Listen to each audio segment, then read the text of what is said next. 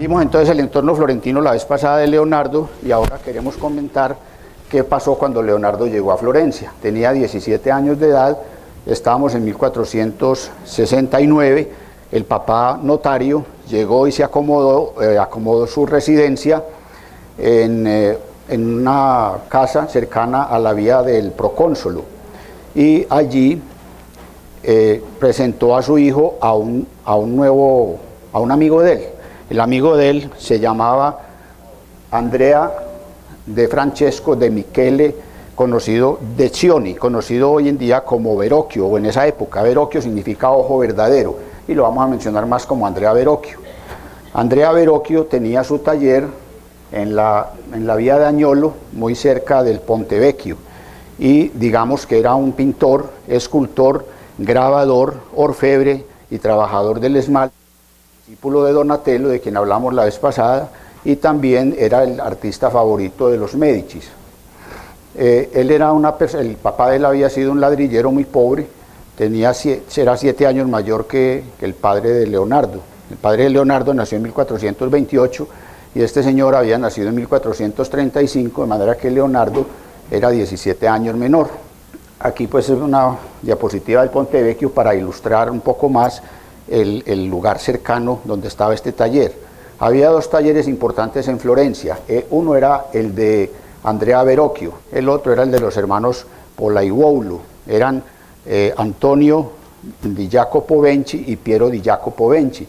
Se llamaban Pollaiuolo porque en el dialecto florentino de aquella época, Pollaiuolo era ave de corral y el papá criaba y vendía aves de corral. Entonces lo llamaban los Pollaiuolo y eran muy estudiosos de la anatomía. Uno de sus cuadros más bonitos o de sus grabados es sobre el cuadro La batalla de los hombres desnudos. Parece que Leonardo pasaba con frecuencia a ese taller a estudiar un poco de anatomía. Aquí vemos pues a Pollaiuolo y aquí vemos otra imagen de Andrea Verrocchio. Entre las obras de Andrea Verrocchio mencionamos, por ejemplo, esta obra que es el Bautismo de Cristo, que la vamos a tocar en varios temas. La obra fue encargada por los monjes del monasterio de Vallombroso, un monasterio benedictino, y actualmente se encuentra en la Galería degli Uffizi, la Galería de los Oficios, allí en Florencia. Otra obra de Verrocchio es Tobías y el Ángel, que se encuentra en la Galería Nacional de Londres. Otra obra en escultura, ya la mencionamos, es esta escultura en bronce dorado, que dijimos que podría, según algunas personas, tratarse de un retrato del mismo Leonardo, y que fue esculpido en el año de 1476, precisamente para la familia Medici, en Careggi, donde tenían ellos la escuela neoplatónica. Allá todos los 7 de noviembre se celebraba un banquete con motivo del nacimiento de Platón, que nació el 428 a.C. Otra obra en escultura, tenemos acá esta obra de Cristo y Santo Tomás, en Or San Michele. Allí, digamos que haciendo parte, cuando Leonardo llegó donde Verrocchio, digamos que Verrocchio no solamente fue el maestro de su discípulo, sino también se convirtió en el discípulo de su discípulo. Y Leonardo no solamente completará allí lo que ya sabía, sino que aprenderá lo que no sabe. Y nada demuestra más el talento pedagógico de Verrocchio que, digamos, la diversidad de oficio y de carácter de los compañeros de Leonardo en la bottega. Bottega es el taller del pintor y escultor Andrea Verrocchio. Allí estaban, entre otros, como condiscípulos de Leonardo, Alessandro di Mariani, di Vanni Filippeppi, más conocido como Botticelli. Este Botticelli era 7 años mayor que Leonardo, nació en 1445 y habría de morir unos 9 años antes que Leonardo. Botticelli nació en un arrabal que se llama Porta di Fredano, que es un arrabal de un barrio más importante que se llamaba, o se llama todavía, Ognissanti, de Todos los Santos. En este barrio de Ognissanti era la parroquia a la que pertenecía la familia Vespucci, y la familia Vespucci era una familia aliada de los Médicis y allí en esta familia había un personaje llamado Marco Vespucci. Y Marco Vespucci es importante, y seguramente aquí hay algunos que leyeron la obra de Germán Arciniegas, por la bella Simonetta. Recordemos que Simonetta Cataneo era una genovesa muy bella, que a los 16 años se casó con Marco Vespucci. Cuando llegó aquí a Florencia, pues prácticamente dejó a todos con la boca abierta. En un torneo que hubo la dejaron como la reina de belleza, y los Medici, pues que eran, sobre todo Lorenzo, que era bastante gallinazo, como dicen hoy en día, pues le puso el ojo, pero su hermano Giuliano, que era mejor presentado, más apuesto, pues fue el que logró, según dicen algunos, haberse convertido incluso en amante de ella. Pero lo importante de esto con respecto a Botticelli es que, como nos dice Germán Arciniegas y otros escritores y otros autores, es que Sandro Botticelli prácticamente tuvo un amor platónico por ella y la convirtió en lo que diríamos la modelo de sus cuadros más importantes. Y los dos están enterrados en esta iglesia, tanto Simonetta como Sandro Botticelli. Entonces Botticelli fue el quinto hijo de un matrimonio formado por Esmeralda y por un curtidor de pieles, Mariano Divani de Amedeo Filippepi. Cuando él nació, su hermano mayor, llamado Giovanni, tenía 25 años, y el apodo de Botticelli, que significa botellita o tonelete, se le dio o lo heredó porque era el apodo que le decían a su hermano mayor. Unos dicen que porque era muy gordito y otros porque era muy bebedor. Como ambas cosas conducen a lo mismo, pues no importa cuál de los dos sea el motivo.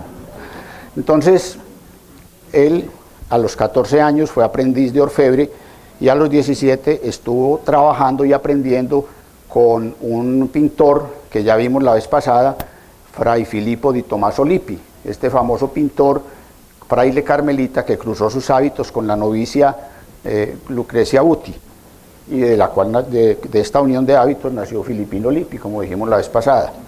Esta es un dibujo de Piero del Cosimo de Simonetta Vespucci. Botticelli, a las primeras obras de Botticelli, como esta Adoración de los Magos de 1475, que se conoce como el Altar Zanobi y que se encuentra en la Galería de los Oficios, fue una obra que le fue encargada por Gaspare Zanobi del Lama para la Basílica de Santa María Novella, pero que actualmente está en la Galería de los Oficios y se llama el Altar Zanobi. Aquí aparecen muchos miembros de la familia Medici, pero aquí está el mismo Botticelli, aquí lo ven ustedes. Aparecen aquí, vemos también creo que a Juliano de Medici, en fin, aquí está Cosimo, en fin, ahí están todos y muchos de los humanistas que se codeaban con ellos, pero pues tendré que pasar algunas diapositivas relativamente rápido. Botticelli fue el personaje o el artista que supo expresar mejor la sensualidad, la elegancia y el refinamiento de la Florencia de aquella época, y además antepuso la belleza ideal a la belleza real o a la belleza formal. Sus figuras no son tan sólidas ni están tan correctamente dibujadas como las de Masaccio, por ejemplo, o las de Masaccio que vimos la vez pasada, el pintor más importante de Florencia en el siglo XV, el que inició el trabajo de la perspectiva con aquel famoso cuadro de la Trinidad y con la expulsión de Adán y Eva del paraíso, que también lo vimos.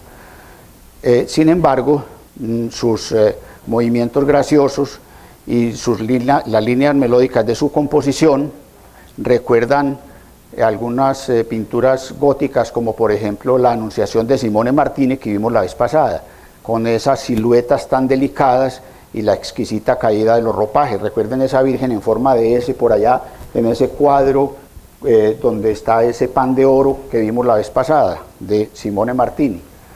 Entonces no es tan delicada, inclusive buscaba soluciones espaciales muy diferentes del estrecho perspectivismo de Piero della Francesca.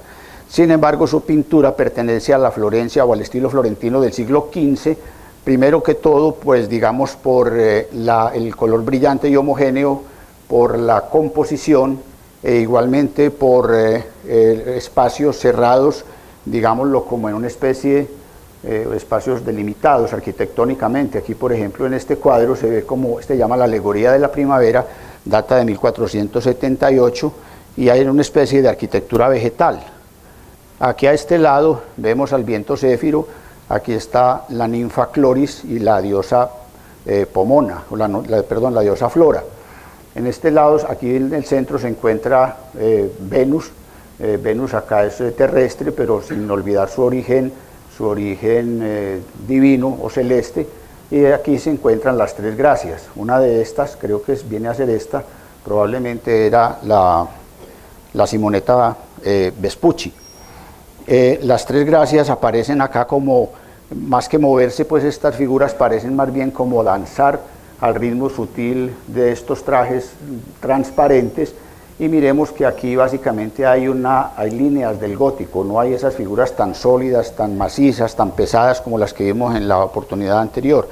Y es que la genialidad de Botticelli era precisamente haber adivinado ese gusto por el neogótico que tenían en aquel momento, sin renunciar a sus valores renacentistas, como eran la perspectiva y la composición. Y nadie antes de él había, digamos, aquí vemos, esta es Simonetta Cattaneo, y esta parece que es otra personaje que vamos a mencionar más adelante, que se llama Catalina Sforza. Entonces, nadie antes que él había pintado o ejecutado pinturas profanas de desnudos del tamaño y de la osadía y de la desnudez del nacimiento de Venus, un cuadro de 1488. En este cuadro vemos a Venus que prácticamente llega a la orilla, y la ninfa Pomona corre a recibirla con este manto de brocado rojo, mientras vuelan por los cielos purpúreas rosas al soplar de los céfiros. Aquí esta figura, digamos, nos lleva a la expresión del amor en la forma de belleza pura idealizada, que era parte de la materia que trabajaba la escuela neoplatónica, que buscaban un placer, digamos, una doctrina neoplatónica del placer reguladora pero no ascética. Esta figura para esta época pues era realmente, verdaderamente muy llamativa en este entonces. Para ir avanzando, ya a finales de 1494, Botticelli empieza entonces a arrepentirse del carácter pagano de sus primeras obras y comienza a pintar en un extraño estilo arcaizante como en esta Natividad mística, y renuncia a la perspectiva científica del Renacimiento para una perspectiva lineal, en donde vemos que los ángeles del techo prácticamente tienen el mismo tamaño de los ángeles del primer plano, o de estas figuras del primer plano. Pero Botticelli entonces comienza ya en 1494, pues aquí hay un hecho político importante, y es que los Medici son expulsados de Florencia por el rey de Francia, y aprovecha Girolamo Savonarola, un fraile dominico que era prior en San Marcos, para imponer una teocracia fundamentalista, y muchas de las obras de Botticelli fueron a parar a la hoguera que encendió Savonarola en la plaza de Florencia, donde iban los vanidades y anatemas. Entonces Botticelli se llenó de susto, naturalmente estaba amenazado, muchas de sus obras fueron a parar a esa hoguera, y entonces él ya empezó a presentar un tipo de obras completamente distintas, influidas sobre todo por los valores trascendentes de la iglesia de Girolamo Savonarola, el dominio del anticristo e igualmente la persecución de la iglesia. Termina entonces el siglo que había secularizado la pintura, y empieza otro siglo más movido, digamos, por la tensión religiosa y la ansiedad por la salvación personal. Este es el lugar donde quedó la tumba de Botticelli, y aparece pues con esa lápida en la parte superior. También trabajaban en esta bottega como condiscípulos de Leonardo Domenico di Tommaso Curradi di Dofo Bigordi, alias Ghirlandaio. Se llamaba Ghirlandaio porque su padre hacía guirnaldas. Él, fuera de que era un setaiuolo a minuto, con S, Z con doble T, setaiuolo en esa época era un comerciante minorista de la seda, a minuto, pequeño, setaiuolo, comerciante de la seda, y a la vez era orfebre y tenía un taller donde trabajaban las joyas en la Vía del Argento o Vía de la Plata. Entonces, como hacía guirnaldas, que llamaban Ghirlandaio, de ahí quedó y se conoce más como Domenico Ghirlandaio. Este es un autorretrato de él, es completamente, digamos, distinto lo que expresa Ghirlandaio a lo que expresa Botticelli. La pintura de Botticelli es una pintura muy diferente. La de Ghirlandaio es una pintura en donde se expresa, digamos, sobre todo la vida cotidiana de la burguesía florentina bajo Lorenzo de Médicis. Y pinta él estas figuras esbeltas, con estos cuellos largos adornados con collares, luciendo los peinados de moda, altivas y elegantes y de un refinamiento exquisito. Lo mismo, el retrato de Giovanna Tornabuoni, que era una pariente de la esposa de Pedro de Médicis. Esta la pintó en la iglesia de la Santísima Trinidad, pero también este Ghirlandaio pinta al fresco los cuadros o los retratos de la historia de la Virgen, como este en el nacimiento de San Juan Bautista, que se encuentra en la capilla Tornabuoni en Santa María Novella. Ghirlandaio muere de peste y es enterrado en esa misma iglesia. Este es otro ejemplo de la pintura de Ghirlandaio, que es muy interesante, sobre todo pues dicen que es el abuelo, otros dicen que es el ayo. Naturalmente aquí los médicos sabrán encontrar aquí una patología que se llama el rinofima. Pero miren este paisaje y guarden el archivo visual para que lo comparemos con los de Leonardo. También estaba allí este otro señor con otro compañero, entonces llevamos a Botticelli, los más representativos, tuvimos a Ghirlandaio, y aquí tenemos a Pietro di Cristofaro Vanucci, llamado el Perugino. Era de Perugia y fue maestro de Rafael Sanzio de Urbino. Y él pintó, pues esta es una obra de Perugino que se encuentra allá en el Vaticano, San Pedro entregando o recibiendo las llaves. El otro era Lorenzo di Credi. Lorenzo di Credi también se hizo famoso por el retrato de Caterina Sforza, la vampiresa de la Romaña, que aparece acá únicamente una parte del retrato, en La Dama dei Gelsomini, la Dama de los Jazmines, que es una de las obras más bonitas de Lorenzo di Credi. Entonces digamos que el taller de Verrocchio, pues allí Leonardo va a estar en contacto no solo con los estilos más variados, sino al mismo tiempo más estrictos en el sentido de la expresión de la forma en la tradición toscana. Pero era que Verrocchio era el profesor más prestigioso de su época, y su taller era algo más que un simple taller de pintor, era una academia, era un centro cultural de primer orden, en donde se daban cita las personalidades más famosas, un centro de debate y de intercambio de nuevas ideas. Allí llegaban los amigos del maestro, los colegas y los pensadores para discutir las nuevas tendencias del arte y de la política seguramente, y en las horas de la tarde se interpretaba música. Allí entonces, en este taller, aprenderían Leonardo y sus compañeros a familiarizarse con los instrumentos del arte, ya que los pigmentos deberían ser molidos y mezclados todos los días.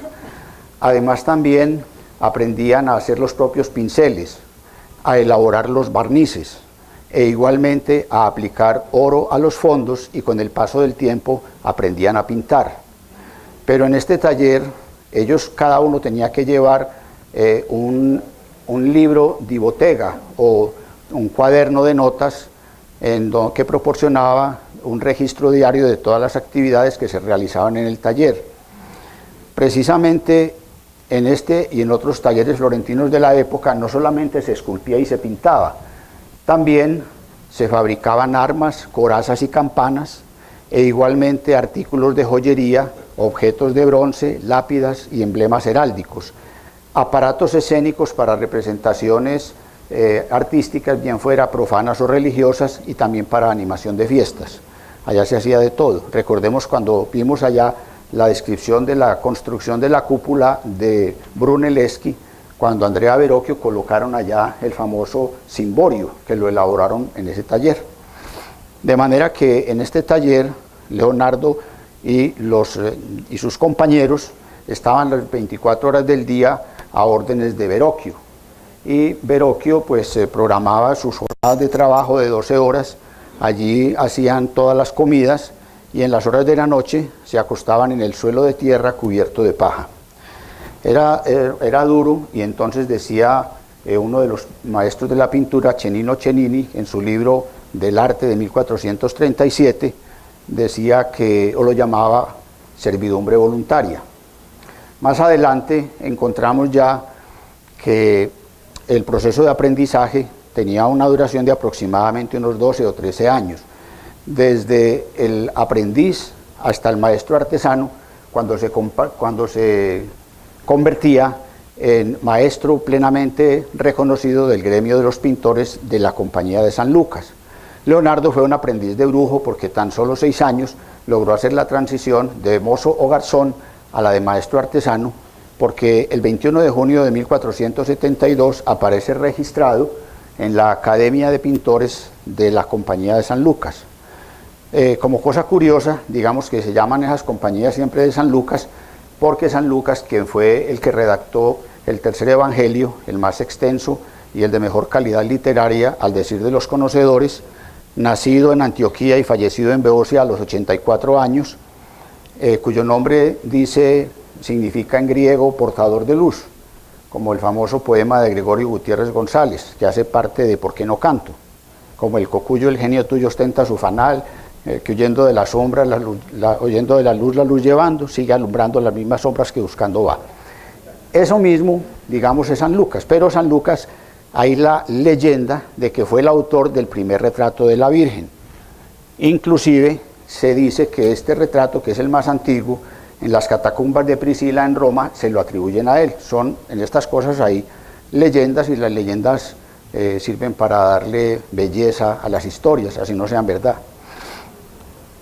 También hay otra obra aquí de Roger van der Weyden, un pintor flamenco, que aparece San Lucas pintando a la Virgen, y aquí lo más bonito son estas escenas. Claro que hay mucha iluminación, de pronto podríamos quitar un poco, no se puede, un poquito acá para que pudieran apreciar mejor.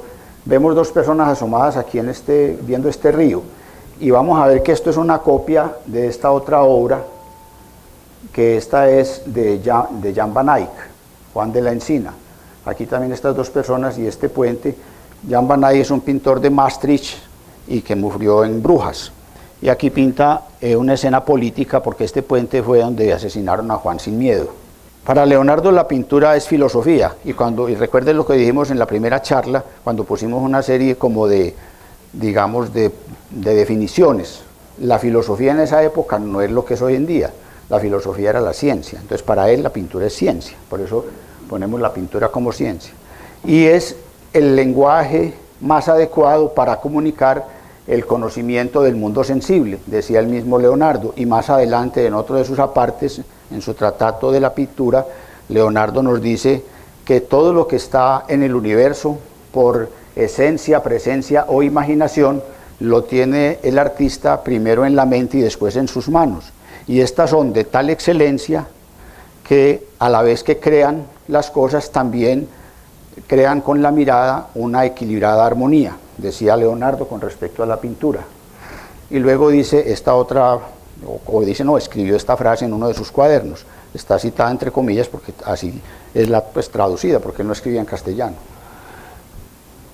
Leonardo en agosto, o sea en verano del año 1473 cumplió 21 años, ya había cumplido 21 años, y fue a pasar una temporada en la casa de su familia paterna en Vinci. Allí en Vinci entonces reflejó lo que vio en la campiña toscana en uno de los primeros dibujos, o de los dibujos más antiguos que se han conservado de Leonardo. Es el más antiguo y que se considera el primer paisaje del arte occidental. Y es el primer dibujo, se llama Camino de Montaña, y algunos dicen que es paso entre Pisa y Pistoia. Algunos autores han tratado como de reconocer cuál es qué parte de la geografía italiana representa, o de esa zona de la Toscana, pero parece que más importante que saber desde dónde contempló Leonardo este paisaje, si desde las laderas de Montelupo, o desde las alturas de Monte Catini, o desde los Apeninos que dominan Luca. Más importante es saber que todos los elementos que aparecen en la naturaleza fueron tomados del paisaje observado aquel día. Y se observa un estado pasional muy singular, cuya primera consecuencia es distorsionar un poco lo que se llama el punto central de las líneas de fuga, para llevarlo hacia el lugar más patético del cuadro, como lo había leído él en el Vitolone. El Vitolone es un nombre que se le da a una traducción que hizo este monje polaco muy erudito en el siglo XIII, Witelo de Silesia, llamado también Erasmo Siolek, que era su nombre, Erasmo Siolek. Hizo una traducción cuyo nombre latino es Opticae Thesaurus Alaceni, tesoro de la óptica de Alacén. ¿Y quién es Alacén? Alacén, en lugar de estar poniendo bombas y cortando cabezas, en esa época eran más tranquilos los árabes y se dedicaban a cosas mejores. Alacén, Abu Ali Alhassan ibn al-Haytham, conocido simplemente como Alacén, nació en Basora. Basora, en el año 965, quedaba en Persia, hoy en día es Irak, el actual Irak. Este señor se fue a enseñar a la universidad más antigua del mundo, la madrasa, que queda aledaña a la mezquita de Al-Azhar en el Cairo, en donde habría de fallecer en el mes de marzo del año 1040. Escribió 92 obras, se considera el padre de la óptica y el que construyó la primera cámara oscura. Y de las 92 obras se conservan 55, pero la más importante es esta, pues esta es una hoja de esa obra, no se las puedo leer, ya se imaginarán por qué.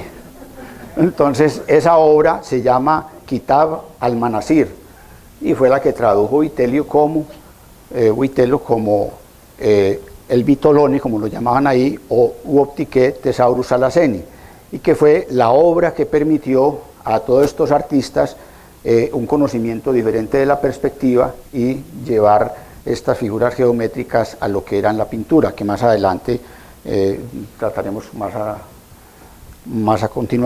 en detalle.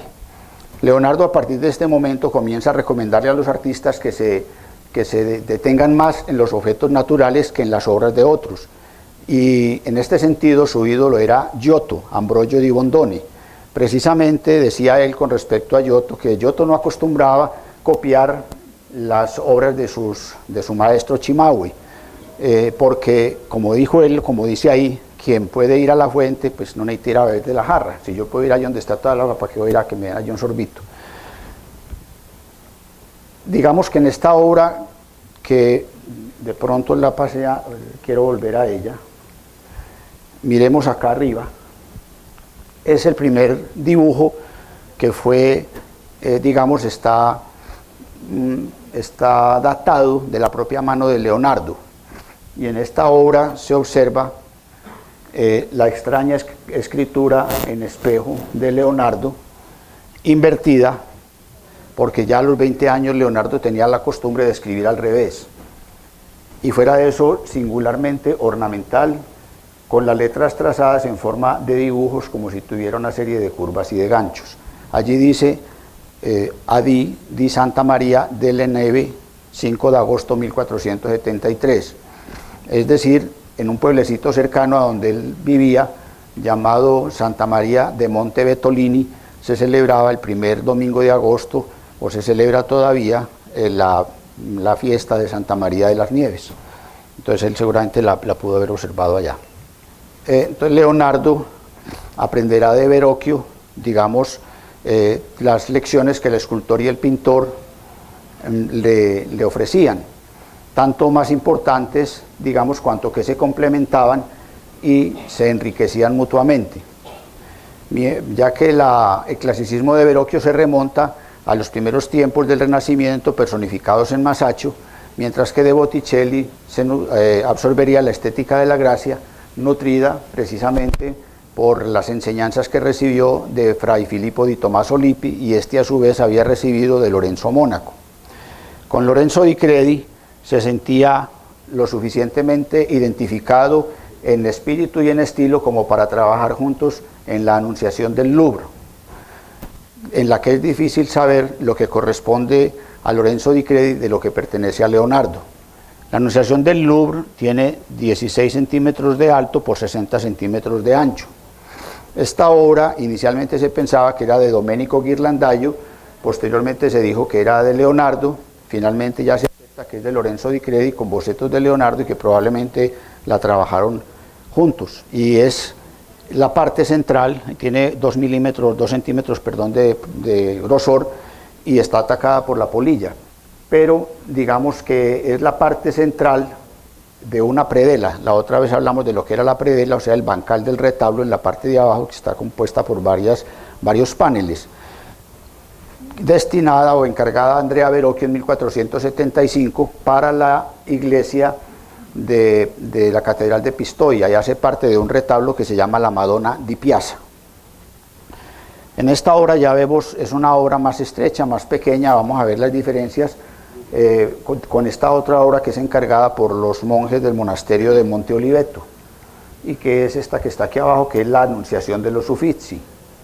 Entonces vamos viendo ya las primeras obras de Leonardo poco a poco. La Anunciación de los Uffizi, esta sí, buena parte de la obra se debe a Leonardo. Es una obra mucho más grande, 227 por 98 centímetros. La obra se encuentra en la Galería de los Oficios, como les dije, allá fue llevada en 1861, ya se observan algunas diferencias, sin embargo, no es una obra que pueda atribuírsele a la mano madura y experta de Andrea Verrocchio, sino que se observan algunos pentimenti. Los pentimenti en el arte italiano o en pintura son los arrepentimientos, es decir, cuando hay un boceto en la parte inferior, por ejemplo, ahí en la Virgen del Unicornio de Rafael Sanzio, ahora con los estudios de reflectometría infrarroja, lo que aparece es un perro, y sobre el perro entonces iban a ellos trabajando y pintando y rectificando, se llama pentimenti, los arrepentimientos, las correcciones de la composición, los detalles que van trabajando y que no se sabían, sino que ahora con las nuevas técnicas se pueden ir determinando. Pero vemos, por ejemplo, en este cofre de joyas, que dicen los estudiosos que tiene una ornamentación muy parecida a otro cofre o a otra ornamentación que realizó Andrea Verrocchio para la antigua sacristía de la Basílica de San Lorenzo en el año de 1472, y por eso se puede ir fechando la obra, que todavía está sometido al debate, la fecha exacta en que la obra fue ejecutada. Además, a pesar de que Leonardo estaba trabajando mucho en la perspectiva, todavía se observan errores, como el de la mano, que no alcanza pues a coger bien la Biblia, la mano de la Virgen. Pero también hay unas diferencias, como por ejemplo, si vemos acá el gesto de la Virgen, esta es una Virgen de perfil, y esta es una Virgen ya como de 3/4, y aquí vemos el gesto de la Virgen, aquí ya más humillada, con más turbación, con más humildad, aquí un poquito más, digamos, como más altanerita, pues por decir alguna cosa. Esto tiene la otra cosa que encontraron y que se le atribuye a Leonardo es lo que se llama la huella dactilar. La huella dactilar de la pintura, que ha servido para muchas cosas últimamente, es que el restregado del óleo recién aplicado, Leonardo tenía la tendencia a volverlo así, a estregarlo con el pulpejo de la mano derecha. Entonces esto lo han encontrado ya pues con todas las técnicas que les dije. Por eso se dice que es una obra juvenil de Leonardo. Además también podemos ver acá, por ejemplo, este es un palacio, digamos, de arquitectura clásica o de la época. Está enmarcado por esta arquitectura de esa época. No es un hortus conclusum, sino una especie de villa florentina de la época. Y esta murete, interrumpido por esta pequeña abertura, define el segundo plano y permite también crear como el espacio en donde el ángel con la mano derecha hace el gesto de la bendición y con la izquierda sostiene el lirio, que ya ustedes saben más que yo que es un símbolo de la pureza. En esta época pues ya no se da casi esos lirios, ya saben por qué. Leonardo, de todas maneras, en el fondo de la composición, sin embargo, se puede ver que se observa una ciudad junto al mar. Y dicen que en la simbología mariana, este tipo de cosas, de interpretaciones, se llama iconografía, iconología, porque la iconografía es simplemente la descripción de las cosas. Entonces, en esta iconología se dice que en la simbología mariana, en la literatura piadosa de la época, esto representaba a la Virgen porque la llamaban Stella Maris. Los que les tocaron las letanías, que eran bien largas, pues saben lo que es eso. Pero también puede ser el puerto que acoge a todos los que naufragan en la travesía de la vida, que creo que somos muchos. Volviendo acá, dice Giorgio Vasari en su famosa obra que citamos al principio, Le vita de più eccellenti architettori, pittori e scultori da Cimabue al tempi nostri, dice Vasari que la primera obra de Leonardo es este ángel, uno de los ángeles del bautismo de Cristo, que fue encargado, ya dijimos, por los monjes del monasterio de Vallombroso a Andrea Verrocchio, este ángel, que resultó mucho mejor que el que pintó Verrocchio y que desde eso no volvió a pintar. Entonces dicen que efectivamente algo similar, cuenta Vasari, se contaba también de Ceni di Pepo o Giovanni de Benivieni, a quien conocemos más como Cimabue, que es el apodo que significa cabeza de buey, el maestro nada menos que de Ambrogio di Bondone o Giotto. También se cuenta lo mismo de Francisco Francia y de su discípulo Rafael, y algunos dicen que también se dice lo mismo de José Diego, Pablo Francisco, Juan Nepomuceno, este famoso Picasso, y del papá del que también se llamaba José. Este es el monasterio donde se hizo el encargo de la obra que acabamos de mirar. Digamos que en este ángel se observan ya una serie de cambios o hechos estilísticos y técnicos que prefiguran todo lo que Leonardo va a pintar más adelante. Este es el de Leonardo y este era el de Verrocchio. Y este tiene todavía, digamos, el ángel que está más cercano a Cristo, tiene una serie de parecido con estos otros ángeles, que son ángeles de el Tondo de Botticelli de 1481, que se llama la Virgen del Magnificat, y con este otro también de Botticelli que se llama la Virgen de la Granada, con estos otros ángeles. En cambio, el otro ángel de Leonardo es parecido al de la Virgen de las Rocas, que lo iremos a ver después, aun cuando este es un ángel más niño, más simple y más terrestre. De todas maneras, se observa que es un ángel que está más suelto, más natural, que las imágenes de Cristo y su bautista a quienes vemos acá. También se dice que Leonardo retocó parte del paisaje y del cuerpo de Cristo. Veámoslo acá, en este cielo, un cielo, digamos, abierto, con una especie de crespón dorado acá, que se observa acá, y al fondo se pueden observar ya las pequeñas montañas. En cambio, contrasta esto con la rigidez de la palmera, propia de los paisajes esquemáticos de la escuela florentina de las épocas anteriores. Lo mismo en el ángel, en la composición de la tabla de la Anunciación, Leonardo también pintó parte del arcángel Gabriel y del paisaje de fondo.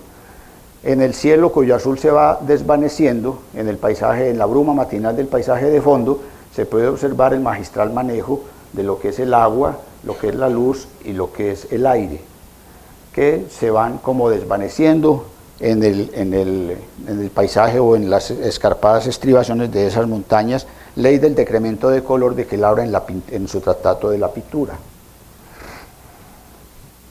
De manera que el discípulo poseía esa facilidad que la naturaleza había negado a Verrocchio, y el maestro poseía la tenacidad concentrada que le faltaba al diverso e inconstante Leonardo.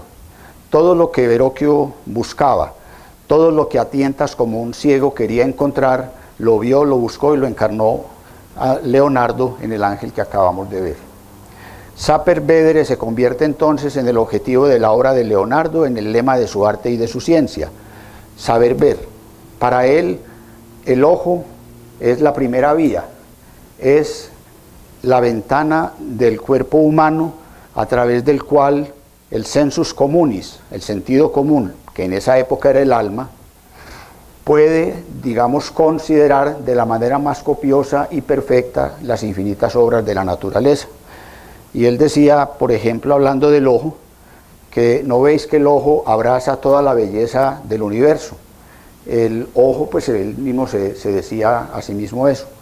El ojo es señor de la astronomía, ha medido el tamaño y la altura de las estrellas, practica la cosmografía, aconseja y corrige todas las demás artes humanas y traslada al hombre a otros lugares del mundo. Es el príncipe de las matemáticas y sus ciencias son absolutamente seguras. Ha creado la pintura, la arquitectura y la perspectiva. Pero él tampoco olvidaba, en el ojo, olvidaba el sapere aude de que nos habla Kant en su ¿qué es la ilustración? Atrévete a pensar, atrévete a razonar, ten valor de razonar por ti mismo, que no es de Kant, sino precisamente de Horacio, en la epístola 2 de su Epistolarium Liber Primus, cuando él dice dimidium facti quicepit habet sapere aude incipe, quien ha comenzado lleva la mitad, empieza. Leonardo, según dicen algunos, como Michael White, se inició en la homosexualidad en el taller de Verrocchio, aun cuando no sabemos si en las escapadas al taller de los Pollaiuolo también hacía algo de estas debilidades. Lo cierto es que Leonardo fue acusado el 9 de abril de 1476 por un anónimo colocado en uno de los tamburo o buca de la verità, que era una especie de arqueta colocada en una de las paredes del Palazzo Vecchio por una de las autoridades florentinas encargadas de velar por la integridad moral de la sociedad de aquel entonces, los ufficiali di notte e monasteri. Parece que esto era un delito muy peligroso porque la condena era a morir en la hoguera. Fueron acusados Leonardo da Vinci, un Leonardo Tornabuoni emparentado con la familia Médicis, e igualmente también fueron acusados el sastre Bacino, que vivía cerca de Or San Michele, y también Pasquino, un orfebre, de haber cometido sodomía en la persona de un tal Jacopo Salterelli.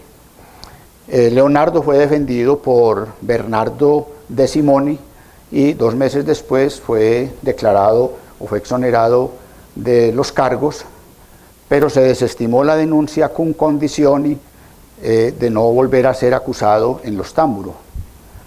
De manera que esto, sin embargo, dejó una situación lo dejó marcado para toda la vida, y como lo dice la canadiense Elizabeth Abbott en su Historia del Celibato, es muy probable que Leonardo fuera homosexual, pero el trauma de este incidente lo convirtió al celibato por el resto de su vida. Y Freud nos dice que probablemente él pudo haber sido homosexual en sus deseos, es decir, un homosexual potencial, más no activo. No lo sabremos nunca. Giovanni Boltrafio decía que Leonardo ha estado tan ocupado, este era un discípulo de Leonardo, ha estado tan ocupado toda su vida con la geometría y con la mecánica que no ha tenido tiempo de amar a las mujeres. Sin embargo, decía él, no lo creo virgen. En algún momento debe haber amado a alguien, pero no como los demás mortales, sino por curiosidad, por observación científica, para estudiar el misterio del amor con la misma pasión matemática con la que examina las demás ciencias naturales, de manera que es probable que se haya sido así, porque muchas de las figuras de Leonardo son figuras femeninas, y en sus dibujos anatómicos con frecuencia, o por lo menos representa muy exhaustivamente los genitales sexuales femeninos. Además también representó hombres y mujeres en el acto sexual. Aquí hay un hecho muy curioso que nos muestra la convicción hipocrática. Según las tendencias de esa época, las creencias, según en esa época se decía que la sangre menstrual, durante esos 9 meses, como no había menstruación, se iba a convertir en la leche con la que serían amamantados los niños después del parto, por unos canalículos inexistentes. Entonces, hay unos canalículos que comunican la sangre con el parto, y también que el semen venía de la médula espinal, eran pensamientos de esa época. Además también decía aquí dice pues Leonardo sobre este dibujo, que presentó a los seres humanos el origen de su existencia. Y algo debe haber tenido de conocimientos a este respecto, porque un día escribió, Modesta era una pequeña poblacioncita cercana a Florencia, y decía él, le sale más económico entrar con todo el cuerpo a Modesta que lo que le cuesta solo al pene entrar en una prostituta en Florencia. De manera pues que algún conocimiento tenía de esos detalles, eran muy costosas. También dicen que él decía que el pene era un organismo, en su Tratado de la Verga, como se llama eso, Tratado de la Verga o Tratado del Pene, dice que el pene parece tener una mente y un pensamiento, una inteligencia propia. Tanto dormido o despierto, el pene actúa como él lo desea. Sea que el hombre esté dormido, y el pene esté despierto, o bien sea que el hombre esté despierto mientras el otro duerme. O a veces sucede que el hombre desea hacer uso de él y él quiere lo contrario. O en otras ocasiones, muchas veces, el pene quiere ser utilizado y el hombre se lo prohíbe. Entonces decía, entonces esto, al margen de cualquier ventaja o imaginativa del hombre, al pene hay que tratarlo con toda la serenidad y toda la ceremonia que requiere un ministro. Entonces, las señoras sabrán, yo no sé. Muchas de sus figuras fueron andróginas, como en esta pintura que es de las últimas de él, la pintura de San Juan Bautista, que parece representar a uno de sus discípulos, a Gian Jacopo Capriotti. Pero también en uno de los folios más tiene esas ilustraciones acerca del feto humano en el útero. Leonardo tiene unos pensamientos en donde habla y dice que dice que para él, o por lo menos así lo pensaba él, que la vida mental, mejor dicho, que el cuerpo y el alma aparecen simultáneamente en la vida y que se disuelven con la muerte de ambos, desaparecen tanto el alma como el cuerpo, o sea, lo que él creía. Y también comenta él entonces acerca de la vida mental del embrión, que precisamente comentaba él que una sola alma gobierna ambos cuerpos y en un momento dado el alma de la madre despierta el alma que será su habitante, y que al comienzo esta alma está dormida y está recibiendo, o sea, el alma del feto está recibiendo toda la alimentación y el poder vivificante por parte de la vena umbilical. Mire que para hacer una época por allá de 1000, que todavía estaba bajo los preceptos hipocráticos y los preceptos, digamos, de carácter de Hipócrates y de Galeno y todas estas cosas, pues era un pensamiento muy avanzado para una persona como él, que trabajó solo, porque él trabajaba casi que solo. Solamente cuando estuvo en Milán se correlacionó con algunos anatomistas y ya con personas y con ingenieros y arquitectos y eso, pero sus ideas eran básicamente de la observación. Y dice otro estudioso de Leonardo, Martin Kemp, un inglés, que Leonardo es el primer pintor del Renacimiento en que pintó una mujer desnuda como ejemplo de la fuerza creadora y generadora. Seguramente se refiere, esta obra se perdió, lo que hay son copias, esto se llama Leda y el Cisne, son copias de sus discípulos, pero la obra original de Leonardo se perdió. Todo lo de Leonardo es simbólico, hay simbolismos en toda parte, simbólicos y hay ciencia. La ciudad de Florencia tenía 125.000 habitantes, Londres tenía alrededor de 50.000, Nápoles tenía por ahí 70.000, y según dice Henry Bale, mejor conocido por ustedes como Stendhal, nos decía que era la Londres de la Edad Media. Florencia era, digamos, el lugar de Europa en los siglos XV y XVI, el lugar más adecuado para vivir y trabajar, más apasionante. Era un nexo entre el norte y el sur, entre Oriente y Occidente, pero además también era un verdadero centro mercantil y comercial. La ciudad estaba rodeada de murallas, tenía 12 puertas que la custodiaban. En ese momento, cuando llegó Leonardo, apenas había 2 puentes, el Ponte Vecchio, que es el puente de piedra, como dijimos la vez pasada, más antiguo de Europa, y el Ponte a la Carraya, que es el otro puente que se llamó Ponte Nuevo, pero que un día en 1330 y pico, 40 y pico, se cayó porque era un puente de madera, había mucha gente y lo reconstruyeron luego en 1583. Los nazis lo volaron en el 40 y pico y luego lo reconstruyeron en el 48, tiene 5 arcos, de pronto más adelante tendríamos oportunidad de volverlo a mirar. Florencia era gobernada en ese entonces por Cosme de Médicis, llamado Cosme el Viejo. Cosme llevaba en ese entonces, estamos hablando de 1400 79, él había empezado a gobernar allá en 1434 y había de gobernar hasta el año 1464 cuando murió. Fue el primer gran administrador, prohombre y banquero de la dinastía de los Medici. Este era el lugar de donde ellos eran oriundos, en la región de Mugello, una provincia de Mugello, donde nace el río cerca del nacimiento del Arno, cerca del Sieve, y aquí está el castelo de Trevio, donde nacieron los Medici. Se ha dicho que los Medici significan pues médicos, ¿no? No hay tal, nunca se ha encontrado ningún antecedente ni de médico, ni de farmacéuta, ni de cosas parecidas a este respecto. Pero su escudo sí tenía 5 este tipo de imágenes, que algunos dicen que eran cápsulas, que eran otros, dicen que eran gotas de sangre, de una cuestión mitológica, pero cualquier cosa que se diga simplemente no tiene pues bases ciertas para poderlo decir.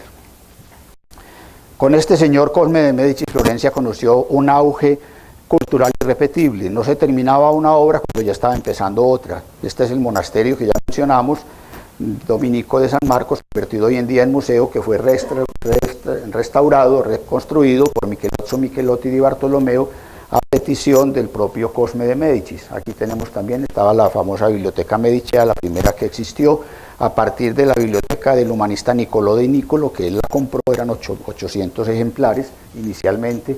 El Palazzo Medici Riccardi, también toda esa época se construía, el palacio, esta era la biblioteca laurenciana, cerquita, que después fue modificada o refaccionada por Miguel Ángel, la famosa escalera que conduce allá, cerca de la sacristía de la Basílica de San Lorenzo. Esta es otra biblioteca donde sigue siendo vigente todavía. Y también fundó en 1457 Cosme de Medici la Escuela Neoplatónica de Florencia, que quedaba aquí en Villa Careggi, donde murió él precisamente en 1464 y donde habría de morir posteriormente su nieto Lorenzo el Magnífico. La lápida donde están depositados los restos mortales, allí hay aquí hay una cosa, un epitafio, digámoslo así, Hic situs Cosmus Medicis, por decreto del pueblo, nombrado Pater Patri, o sea, padre de la patria por decreto público. Le sucedió, él tuvo 2 hijos, o él y su esposa tuvieron 2 hijos. La esposa, este era uno de ellos, el mayor, Pedro el Gotoso, porque la gota era una enfermedad bastante frecuente, la segunda enfermedad en importancia en el Renacimiento después de la peste. Pedro el Gotoso llegó al poder después de la muerte de su padre, tenía 48 años mal vividos, vivía o estaba casado con Lucrecia Tornabuoni, una persona de alta alcurnia en la sociedad florentina, y Pedro el Gotoso con Lucrecia tuvieron 5 hijos, el mayor fue Lorenzo, el Magnífico, el menor fue Giuliano, luego tuvieron 3 hijas, que fueron Blanca, María y Lucrecia, llamada también Nanina. Cuando Pedro el Gotoso apenas duró 5 años, murió precisamente por un accidente cerebrovascular el 1 de diciembre de 1469 como consecuencia de la hipertensión arterial que le produjo la fibrosis renal debido a la enfermedad de la gota. Entonces sus hijos, Lorenzo y Giuliano, le encargaron a Andrea Verrocchio esta tumba, digamos, o este monumento funerario, y allí se encuentra enterrado en la Basílica de San Lorenzo. Lorenzo el Magnífico tenía 20 años cuando llegó a manejar las riendas de la familia y del gobierno. Era, digamos, un refinado humanista y erudito, poeta. Tenía varias poesías, La Caccia a Falcone, la casa del halcón, Selve d'amore, Selva de amor, y la más famosa, El triunfo de Baco y Ariadna, en donde dice que bella es la juventud de la que sin embargo se huye, quien quiera ser feliz que lo sea, del mañana no hay certeza. Es una obra que fue pues muy famosa en su momento, pero era también un hábil político, no era muy buen negociante, fue el primer Médicis que no acumuló sino que gastó, y en sus manos comenzó a disminuir la ingente fortuna acumulada por su abuelo y por su bisabuelo Giovanni de Vicci. Con Clarisa Orsini, una dama de la nobleza romana, falta de alacridad, más bien poco vivaz, muy cumplidora de su deber hasta el punto de que le dio 10 hijos, lo cual no fue óbice para que aquel acumulara una importante colección de amantes.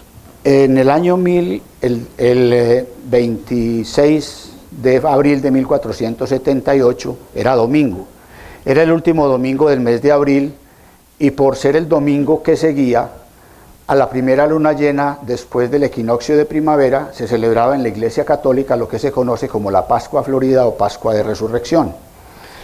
Y esa fue la fecha escogida por diferentes personas que por diferentes motivos querían atentar contra la vida de Lorenzo y Juliano.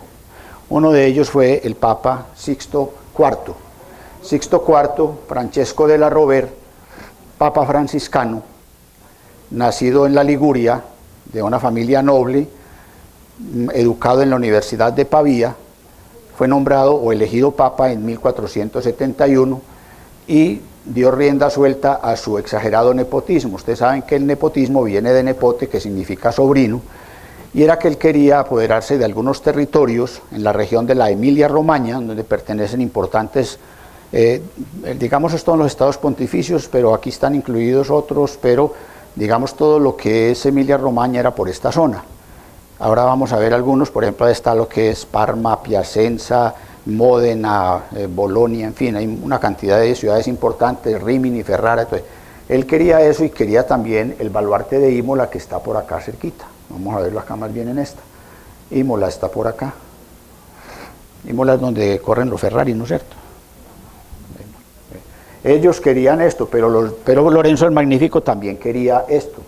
Entonces, las familias importantes de Florencia pues eran rivales y cada uno manejaba su banco. Ustedes saben que el banco de los Médicis, en esa época Florencia era acreedora de Roma y de muchos otros lugares. Los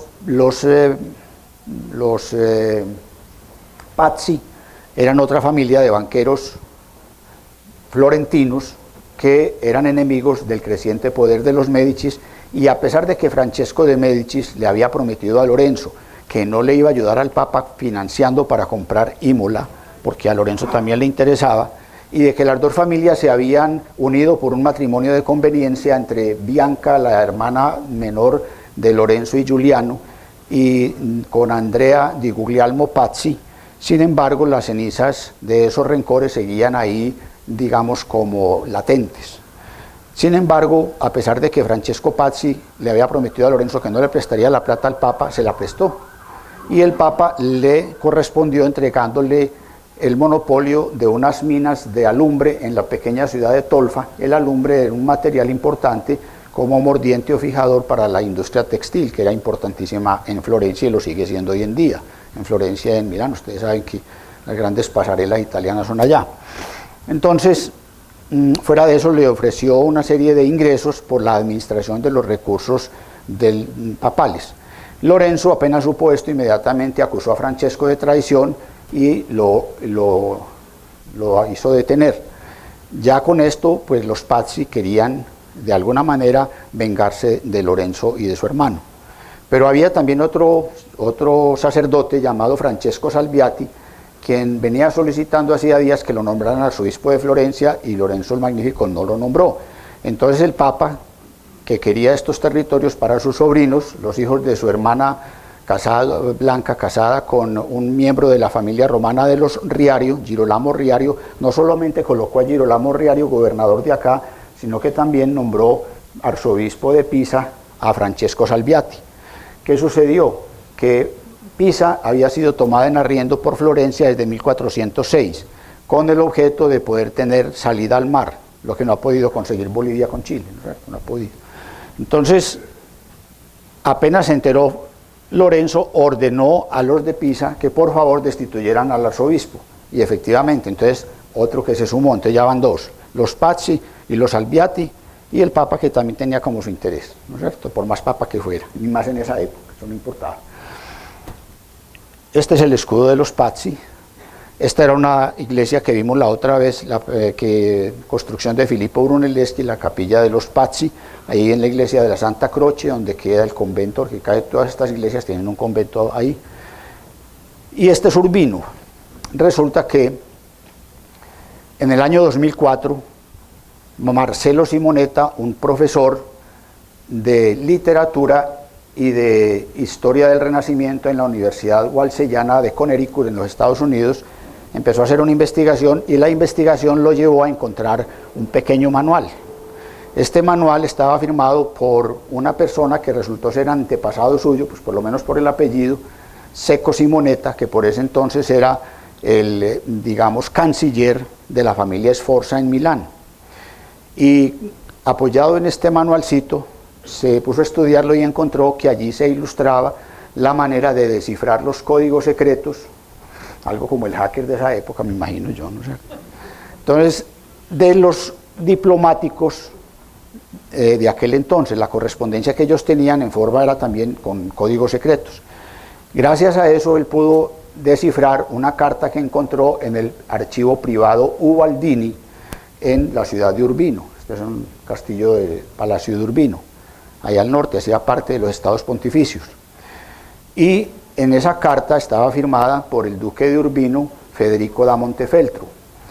Y la carta estaba dirigida a los embajadores de Federico da Montefeltro en Roma y fechada 2 meses antes del atentado que se venía preparando contra los hermanos Lorenzo y Giuliano de Médicis. De manera que Simonetta llegó a la conclusión de que Federico da Montefeltro, el duque de Urbino, era el cerebro detrás del trono que había diseñado toda la operación para cometer el asesinato al más puro estilo florentino, y recordemos que el crimen político era parte de la vida y de la pasión por el poder en la ciudad de Florencia.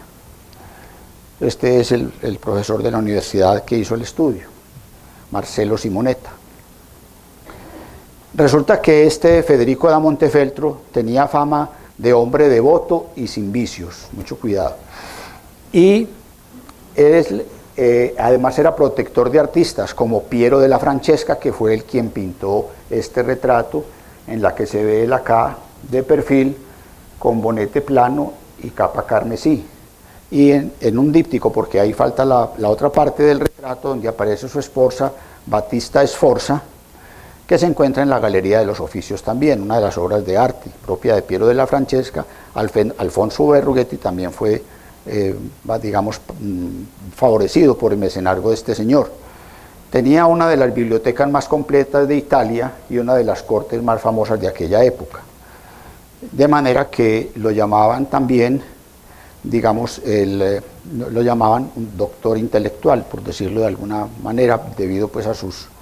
De manera que estaban dadas las condiciones para el atentado, que se debería llevar a cabo el día de la misa de resurrección al mediodía, ese domingo 26 de abril del año 1478.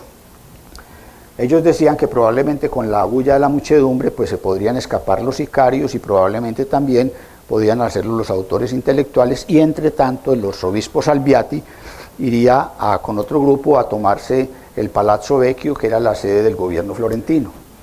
Efectivamente salió el cortejo a las 12 del día más o menos de la ciudad de allá pues del Palacio de la Vía Larga, y se dirigieron a la Catedral de Santa María de las Flores, y allí en la Catedral de Santa María de las Flores ocuparon las primeras bancas. La señal para poder llevar a cabo pues este plan era el momento en que se celebrara la Eucaristía, más concretamente en el momento en que el sacerdote levantara la hostia. En ese momento los hermanos se arrodillaron e inmediatamente se abalanzaron sobre ellos los sicarios. El más joven Giuliano quedó inmediatamente muerto, atravesado el corazón, le contaron 19 puñaladas. Lorenzo logró escapar únicamente con una herida debajo del oído derecho. Se refugió en la sacristía, este Giuliano fue el que cayó ahí mismo, y esta es la sacristía de las misas, y famosa por las taraceas de madera de Giuliano da Maiano, que son estas taraceas. Es famosa esta sacristía de las misas, quienes visitan la Catedral de Santa María de las Flores. Inmediatamente después se regó el chisme, los partidarios de los Medici salieron gritando y tomando desquite, fueron rodeados, la mayor parte fueron pasados por las armas, algunos lograron escapar, como Bernardo Bandini de Baroncelli, fue capturado el 23 de diciembre de 1479 y ejecutado el 29 de diciembre de ese mismo año. Apareció colgado allá, lo mismo que Francesco de Pazzi, y este dibujo lo hizo Leonardo. Por eso es que conté toda esta historia carretuda, pues como de telenovela.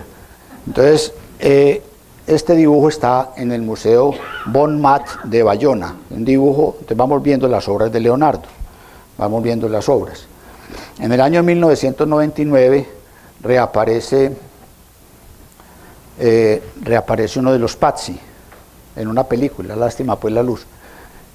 Ustedes la vieron seguramente. Primero aparece en una novela de Thomas Harris llamada Hannibal o Aníbal con H, y posteriormente a los 2 años es llevada al cine por Dino De Laurentiis y Ridley Scott, y en la película pues termina siendo Anthony Hopkins, está haciendo las veces de curador, él es un psiquiatra y fuera de eso es psicópata, que es una mezcla bastante complicada, y en una exposición logra adormecer o narcotizar a este señor, al inspector Pazzi, Rinaldo Di Pazzi, y lo eviscera con un bisturí y lo cuelga del balcón del Palacio de la Signoría en la película.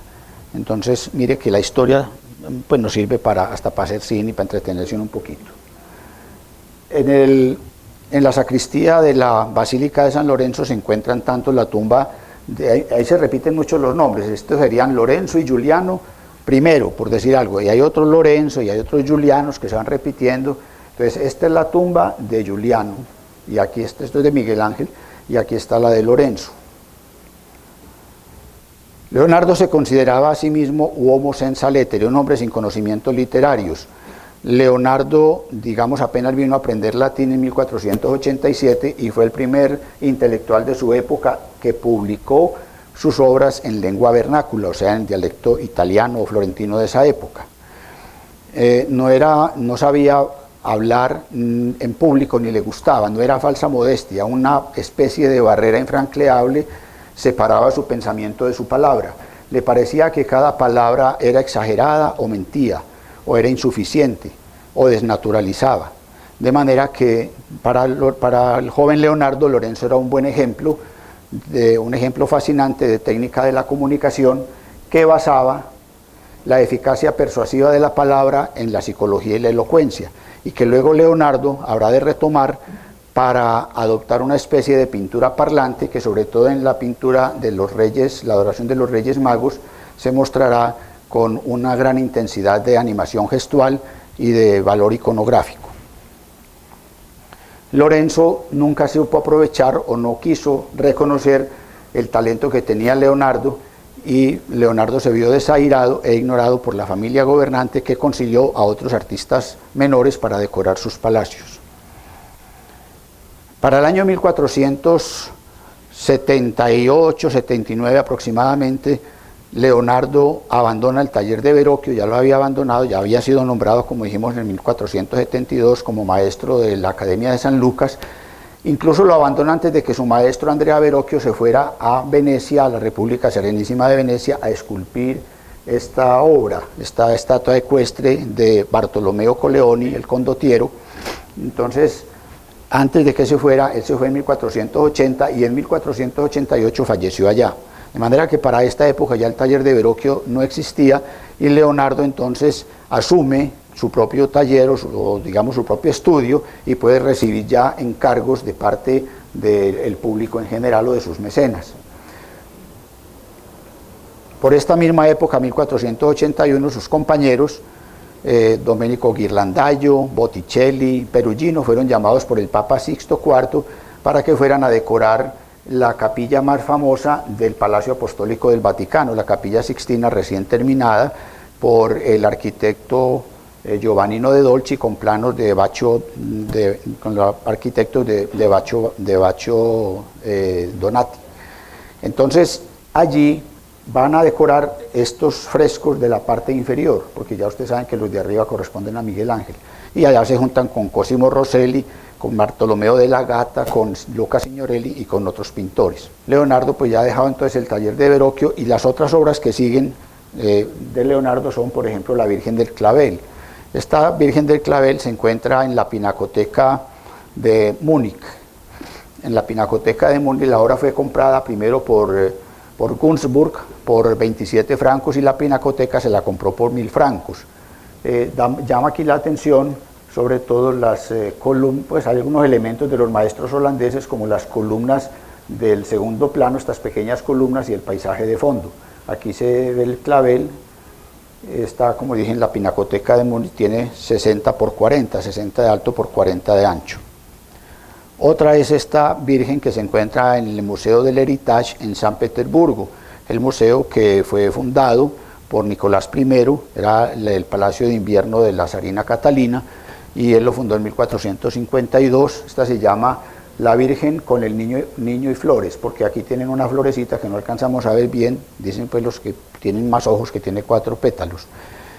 Llama la atención las miradas de la mirada tan vivaz de la Virgen con el niño, como si estuvieran verdaderamente jugando, la curiosidad, y llama la atención la falta de dientes de la Virgen, probablemente no alcanzó a pintarlos. Esta se llama la Madonna Benoit, y se llama Benoit, escrito Benois, porque por el nombre de la persona que la adquirió. Inicialmente llegó desde Italia a Rusia y la compró Alexander Korsakov, Alexander Korsakov la compró, y luego un hijo de él la vendió en 1800 y pico por muy poquitos rublos, la vendió por pocos rublos a un comerciante de Astrakán, Saposnikov, y este luego la heredó la familia Benoit y la vendieron al Museo del Hermitage. La otra es esta, la llaman la Madonna de la Leche, y se llama es la Madonna Lita, pero no porque Lita signifique leche, sino por el último propietario. Ella aparece en 1580, también está en el Hermitage de San Petersburgo, y aparece, es una Madonna que tiene 30 por 40, y tiene 30 centímetros por 32 por 43, más o menos. Se llamaba Pirro Visconti Borromeo, el primer propietario, y luego lo heredó, lo mantuvo en un ninfeo, el ninfeo de Lainate, al norte de Milán. Un ninfeo es una construcción, digamos, muy bucólica, dedicada a las ninfas, por eso se llama ninfeo, con grutas, con fuentes, con surtidores y mucha vegetación, y allí la tuvo, y luego la heredó Antonio Arecelita, y luego se la vendieron a Alejandro. Cuando a él lo nombraron embajador ante Rusia, se la vendió a Alejandro II, y Alejandro II la llevó luego, eso fue en 1865, la llevó luego al Museo de San Petersburgo, y el 1 de marzo de 1881 hay un atentado por Ignacy Grinevitsky contra Alejandro II, muere, y en el lugar su hijo posteriormente fundan la famosa iglesia de Cristo sobre la sangre derramada. La siguiente obra de Leonardo de este periodo es esta obra. Esta obra estuvo originalmente en el Museo de Liechtenstein, actualmente se encuentra en la Galería Nacional de Washington. La obra pertenece a la Fundación Ailsa Mellon Bruce. Es una obra, llegó allá a ese museo en 1967 y está con el número de catálogo 2326. La obra es una tabla de 38 por 36.6 centímetros, se llama El retrato de Ginevra di Benci. Es un retrato de óleo y temple sobre madera de álamo, y la obra, digamos, es la primera de las obras conservadas de Leonardo, es la primera de estas obras que pueden ponerse en contexto con hechos históricos o personajes históricos. Ginevra di Benci era una persona muy conocida en la sociedad florentina, dicen que era árbitro de la moda, y quien hizo el encargo, Bernardo Bembo, era el embajador de Venecia en Italia, allí en Florencia, perdón. ¿Qué llama la atención de esta obra? En esta obra llama la atención, uno de los primeros rasgos es la estrechez del cuadro y la proximidad de la retratada al borde inferior. Este tipo de cercanías eran muy comunes en las obras de los artistas o retratistas flamencos, como en el caso, por ejemplo, de Hans Memling, que tenemos esta obra. Parece que Bernardo Bembo, quien fue el que quien solicitó el encargo, venía de la corte de Carlos el Temerario en Borgoña, donde este tipo de retratos eran muy comunes. Pero aquí sucede algo especial, y es que normalmente aquí hay una ruptura de Leonardo con respecto a los cuadros como se venían presentando, porque hasta ese entonces en Florencia todos los retratos femeninos eran de perfil, y eran encargados como retratos nupciales o de dote, y eso tenía su significado. Tenía un significado porque esa pose estática de la mujer reflejaba la inmutabilidad que debería tener el ideal comportamiento femenino. Entonces la mujer tenía que ser muy formalita, no podía voltear para uno ni para el otro, ahí, perfil. Entonces eso tenía su significado. Leonardo rompe con eso en esta obra. Pero además también es la primera tabla conservada de Leonardo en la que se puede demostrar inequívocamente la aplicación del espolvero sobre madera o sobre tabla. La técnica del espolvero, con B pequeña, llamada también sinopia, consiste en lo siguiente: cuando se iba a pintar sobre el fresco, es decir, sobre un muro, o cuando se iba a pintar sobre una tabla, se preparaban los diseños, bien fuera en cartón o en tela, y luego con un punzón se perforaba la silueta, pues el dibujo que yo iba a hacer para calcarlo en la pared o en la tela, pues en la tabla se perforaba y se calcaba, y luego el pigmento en polvo en unos sacos, entonces se golpeaba con el saco y se espolvoreaba, de manera que luego quedaba. Entonces dicen que acá se puede observar sobre el labio superior y en este contorno se pueden observar efectos de ese espolvero, dicen los que saben de estas cosas que más que uno. Bueno, entonces esta se llama Ginebra, escrita Ginebra con B pequeña, Ginebra, en italiano, di Vinci. Ella está sentada delante de un bosquecillo de enebros, esto se llama enebros, estos con estos chusitos, y el enebro parece rodear la cabeza de Ginebra como si fuera una corona, pero el enebro, junto con el encendido rubor de las mejillas, parecen dominar el cuadro, pero el enebro, más que un mero detalle decorativo, también tiene un simbolismo, porque en esa época esta planta significaba la virtud femenina.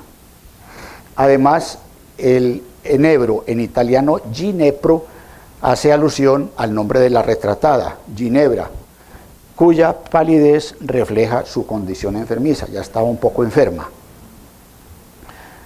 Igualmente se puede decir acá que miremos, por ejemplo, el tronco de Ginebra o de Ginebra está girado en dirección diagonal con respecto a la tabla y contrasta con la mirada que está dirigida hacia el espectador. Hay un contraste ahí. Mire que ya eso no se veía antes de Leonardo, no se veía en el tipo de como de rotación. ¿Qué es lo que está buscando? Él está buscando algo. Está buscando algo. El enebro es una planta, un arbusto de la familia de las cupresáceas, cuyo tallo tiene más o menos 3 a 4 metros de altura, tiene propiedades diuréticas y expectorantes, y con las bayas del enebro se aromatiza lo que se llama el gin, o sea, la ginebra, ¿no? De ahí viene ginebra. Pero también hay un licor popular en Eslovaquia que se llama borovica, que también se hace con esas bayas. Y se saca también una resina que se llama sarandaca, que se utiliza para la diarrea, si a alguno le interesa. No la conozco, es como una... Entonces, esa palabra también tiene importantes raíces etimológicas. Viene de... El nombre científico es el juniperus o communis. Y juniperus viene de una raíz indoeuropea, jeu, que significa joven, y parere, producir, productor de juventud. Y de ahí se originan algunos nombres, por ejemplo, Genoveva, por ejemplo, Ginebra y por ejemplo, Jennifer en inglés. Y es un antepasado remoto de la palabra hugonote y de la palabra junior o juventud.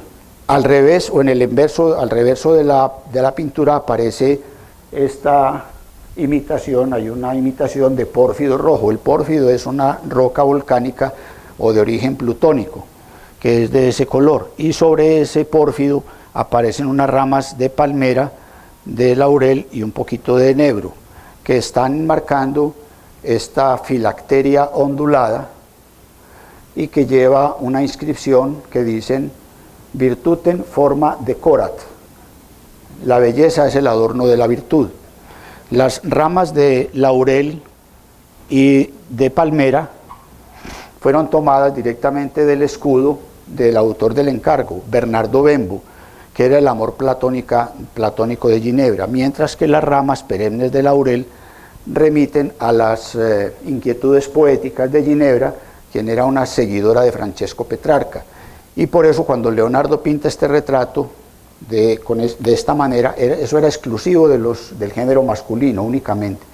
Pero él no la pinta como novia de Bernardo, sino como compañera literaria a la misma altura de él, y por eso se atreve a romper con a pintar a una mujer en esa pose, que en esa época no era propia. Con esto podemos decir que Leonardo ya lo que quiere es darle un cambio, es decir, al paisaje. El paisaje ya empieza a perder con el pincel de Leonardo el aspecto medio abstracto, medio realista que tenía hasta ese entonces. Ya no será una tela de fondo o un bastidor colocado allí como un mero accesorio. Será un ser vivo, tan importante o incluso más que el personaje central del cuadro a partir de ese momento. Y lo mismo habría de hacer, y por eso aparece aquí este ángel, en la parte de atrás, en el paisaje de fondo, donde Leonardo reproduce las colinas y los pinos y los cipreses del paisaje toscano. Y es como si arrancara o despojara la naturaleza de un jirón y lo llevara al lienzo. Y recuerda las andanzas por los bosques que cubrían las alturas de San Miniato y de Fiesole. San Miniato es el lugar más elevado de Florencia. Hago un recorrido aquí muy a la carrera para mencionar lo siguiente. Este señor es Stendhal, y hay un síndrome llamado el síndrome de Stendhal o Stendhalazo, que consiste en que cuando hay gente que le provoca mareo, taquicardia, palpitaciones de sudoración, contemplar una obra de arte, algo muy bello, entonces se llama el síndrome de Stendhal, y es lo que parece que produce la visita de esta basílica. En el Mons Fiorentinos, uno de los lugares más altos de Florencia, se encuentra esta basílica, una basílica románica del año 1100. Esta basílica se erigió, se llama San Miniato al Monte, porque en ese lugar fue donde pereció fue decapitado San Miniato, el primer mártir de Florencia, que llegó procedente de Armenia y se refugió en una de estas cuevas viviendo como ermitaño. Él, al igual que sucedió con Saint-Denis, esta estatua se encuentra en Notre Dame de París. Cuando le cortaron la cabeza, no sabemos cómo lo hizo, pero cogió la cabeza y se fue con ella nuevamente. Saint-Denis se fue para Montmartre y el otro se fue para allá, para Mons Fiorentinos, y entonces allá edificaron esta basílica. Y esta basílica fue reformada por Brunelleschi, utilizando mármol blanco de Carrara y serpentina verde de Prato con bellísimas figuras geométricas. Fue patrocinada por el arte de Calimala o arte de la lana, cuyo emblema es este que vemos aquí arriba. Este es el emblema de ellos. Ellos la sostuvieron durante casi 300 años, hasta el año 1288. Aquí hay un mosaico del siglo XIII, donde aparece San Miniato. En ese entonces se llamaba Rex Hermini, o rey de Armenia, porque supuestamente procedía de Armenia, y un pantocrator. Pantocrator significa todopoderoso. Tiene 3 naves, el pavimento, o sea, es de mármol en forma de dibujos geométricos, en forma de bestias o bestias fabulosas, y en forma de arabescos. Igualmente aquí hay otro mosaico en el interior de esta basílica. También se encuentra en el cuarto tramo de la nave izquierda el famoso sepultura del cardenal de Portugal, Giacomo de la Porta, que fue obra de Antonio Rossellino, y con una serie de pinturas de los hermanos Pollaiuolo, como esta que vemos acá.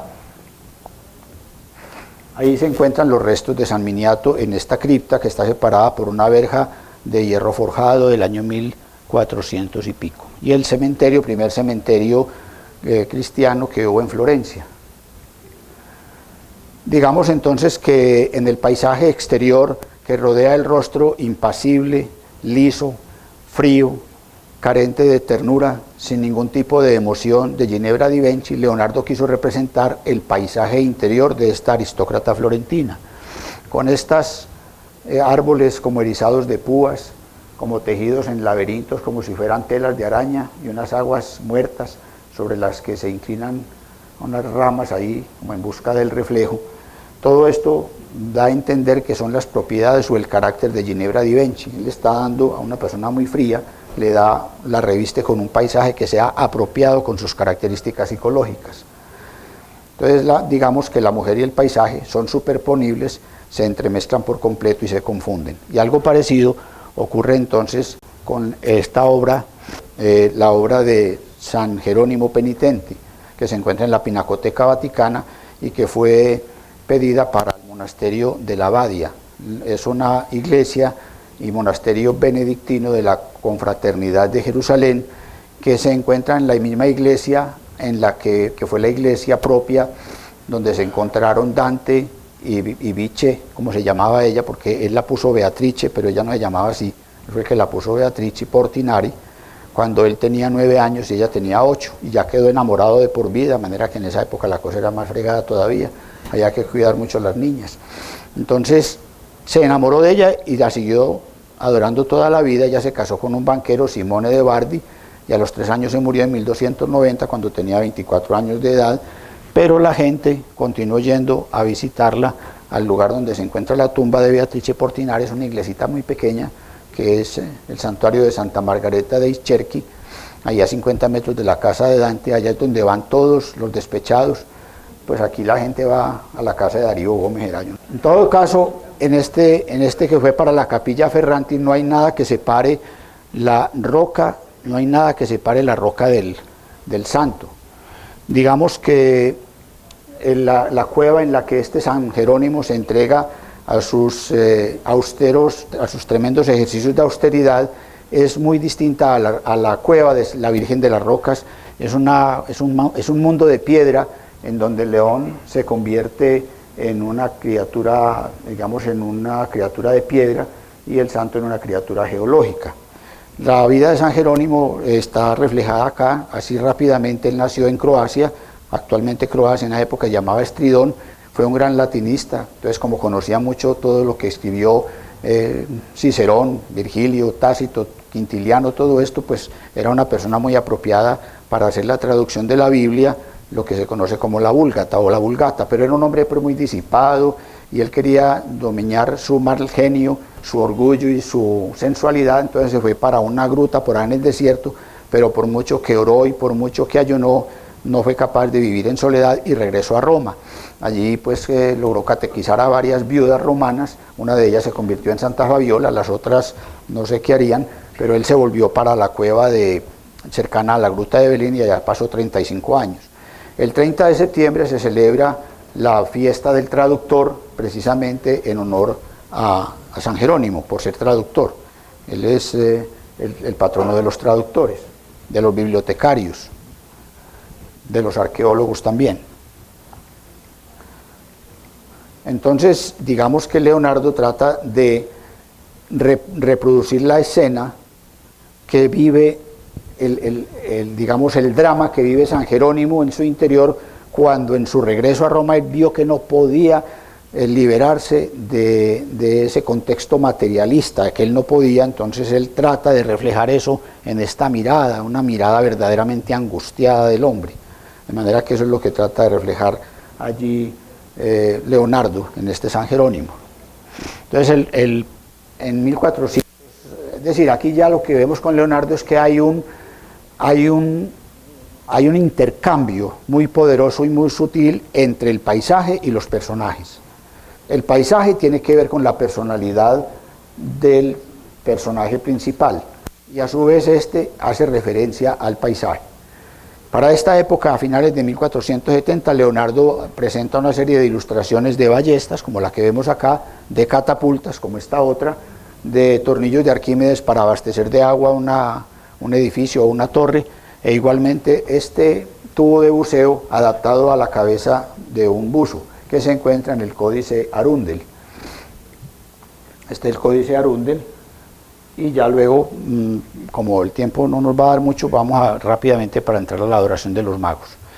En el año 1481 Leonardo recibe el encargo de pintar una pintura para el cuadro, para el altar mayor de la capilla de los frailes agustinos de San Donato a Escopeto. Precisamente eso fue guiado probablemente porque el padre de Leonardo hacía parte de la junta directiva. Al fin de cuentas algo influyó esto, pero lo cierto es que los frailes habían heredado unas tierras de un comerciante arruinado llamado Silvestre di Giovanni, y en el testamento ponía como condición que los frailes, para poder acceder a estas tierras, tenían que encargarse de la dote de su hija Elisabetta, y ellos le hicieron a Leonardo un contrato leonino en el cual le valoraban su trabajo en 300 florines de los de mayor peso, los llamados di Suggello, que como dijimos el florín tenía 3,5 gramos y tenía casi 24 quilates, pero equivalía, según cálculos que hicieron por ahí un señor que escribió sobre oro a unos $34 de 1999, más o menos equivalía al florín, que fue una moneda que empezó allá en Florencia en 1254, después hubo el ducado veneciano, etcétera. Bueno, en todo caso, ellos dijeron, bueno, entonces vamos a hacer una cosa, le vamos a dar en lugar de esta plata, le damos el 30% de las tierras, pero con 3 condiciones. Primero, usted se encarga de la dote de Elisabetta. Segundo, el cuadro lo entrega en 2 años. Y tercero, todos los materiales van de cuenta suya. Y si no, le vamos restando tierra. A lo último ni tierra le dieron ni nada. Entonces, él tampoco era un cuadro pues muy... Pero lo importante de este cuadro es que aquí aparecen los estudios de Leonardo sobre el movimiento. Esta obra, la adoración de los magos, que era lo que se pretendía llevar acá, esta obra fue la responsable de dejar sin terminar el cuadro de San Jerónimo, que quedó, como dije, en la Pinacoteca Vaticana. Es un cuadro que tiene 108.2 el del otro, por más o menos 75. Este es un cuadro, el que vamos a ver ahora, que no se terminó, es un cuadro de 2,46 por 2,43, son cuadros muy grandes. Entonces, la adoración de los magos era un tema recurrente en la pintura del Renacimiento florentino, y por ejemplo este es uno de los que traigo. Este es de Gentile da Fabriano, un pintor tardogótico renacentista que lo pintó para un humanista y comerciante florentino llamado Palla Strozzi en 1423 en la iglesia de la Trinidad. Mire, es un cuadro de 3,01 por 2,85 con cantidad de detalles y todo, de manera que esto era trabajado. Botticelli, ya lo mencionamos ahora, también lo trabajó en 1475. Este cuadro le da la oportunidad a Leonardo entonces de demostrar su capacidad como investigador de la naturaleza y del movimiento, y además de eso demostrar sus condiciones de filósofo, físico, geólogo y zoólogo. Pero el cuadro quedó inacabado, como casi todas las obras de Leonardo, casi siempre quedaban inacabadas.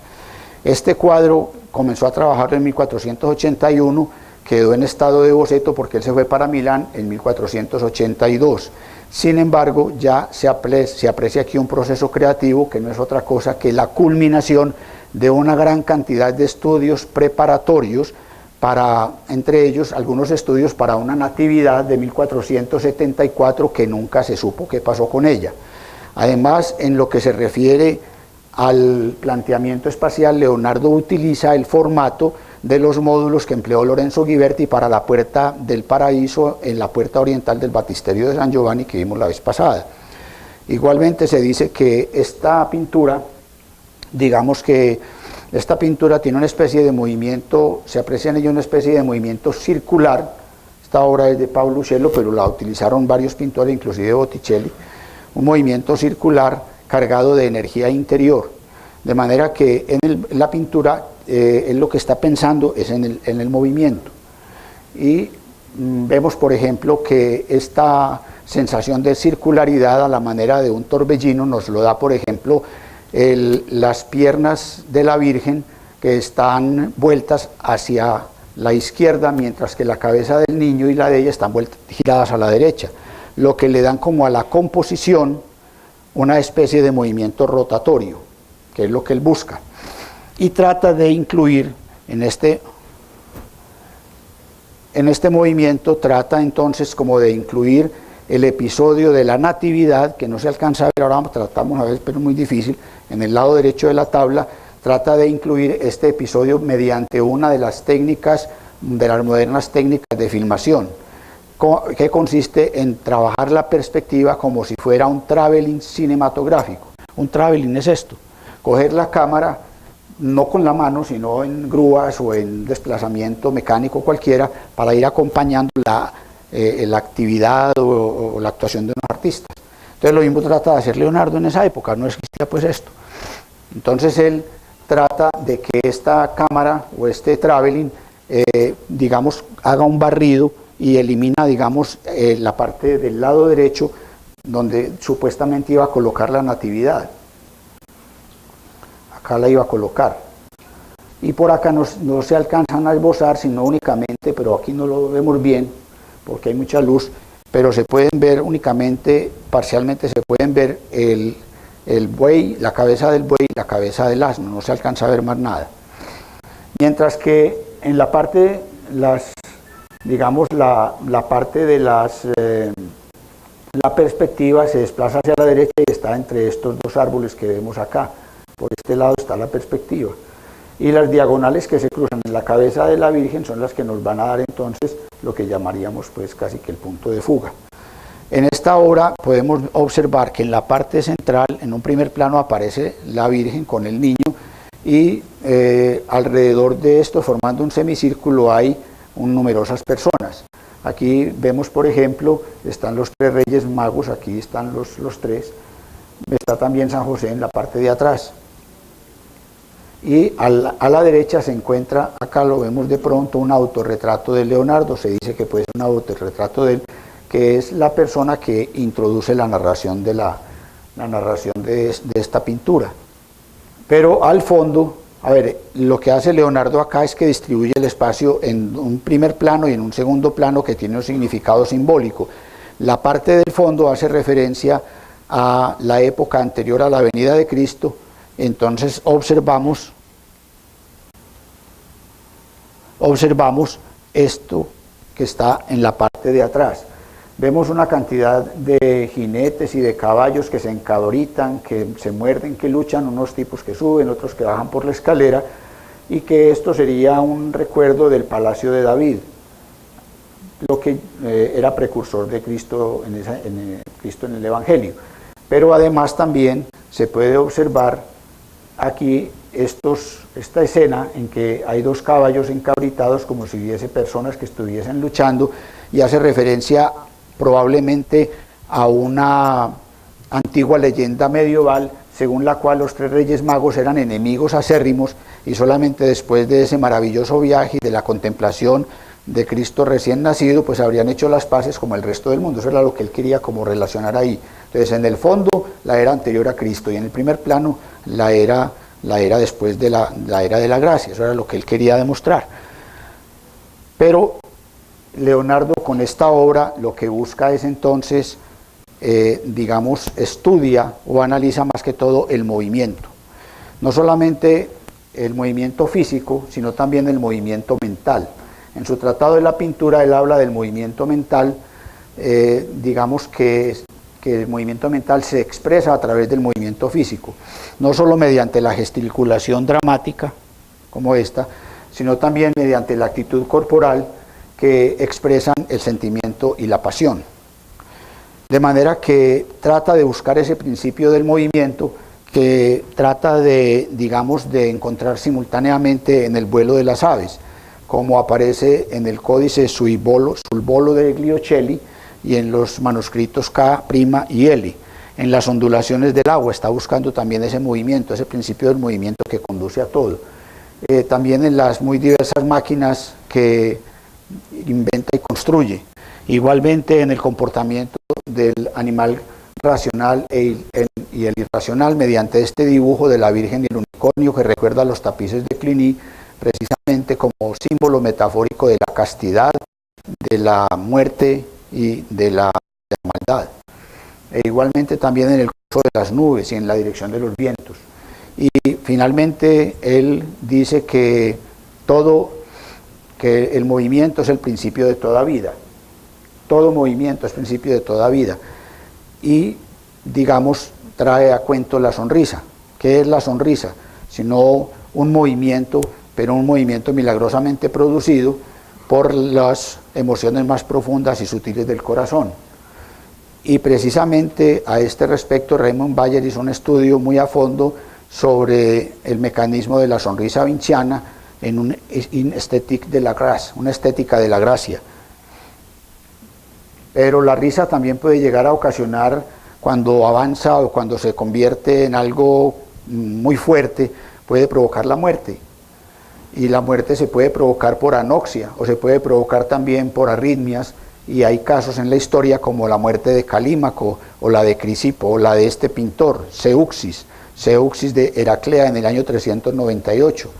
Zeuxis, una señora llega y le dice, ya anciana, que por favor quiere que le pinten un retrato de Afrodita, la diosa griega del amor, de la belleza, de la sexualidad, del placer, pero una Afrodita pues bien atractiva, impúdica si es del caso, irresistible, ofreciendo suculentos manjares al desprevenido espectador del cuadro, pero con una condición, de que ella sea la modelo. Entonces a este señor le dio tanta risa que se murió. Y más adelante, mire cómo es la historia del arte, sea verdad o mentira, esta pintura que se encuentra en el Staatliche Kunstinstitut-Museum de Frankfurt, es de Aert de Gelder. Aert de Gelder es uno de los discípulos más aventajados de Rembrandt, y en 1685 retomó esa leyenda y pintó esta obra, que se llama precisamente Zeuxis y la muerte de Zeuxis, que se muere de risa. Pues no está tan risueña la cosa, pero termina pues muriéndose. Él lo interpreta de esa forma. Cuando él muere, en el mismo año que muere Newton, en 1727, tenía 82 años, y pidió que le llevaran una copa de aguardiente. Cuentan pues también este señor Aelt de Gelder, pero dicen, llegó primero la muerte a cerrar sus ojos que el licor a humedecer su lengua. Estuvo de malas, ni siquiera el pasante.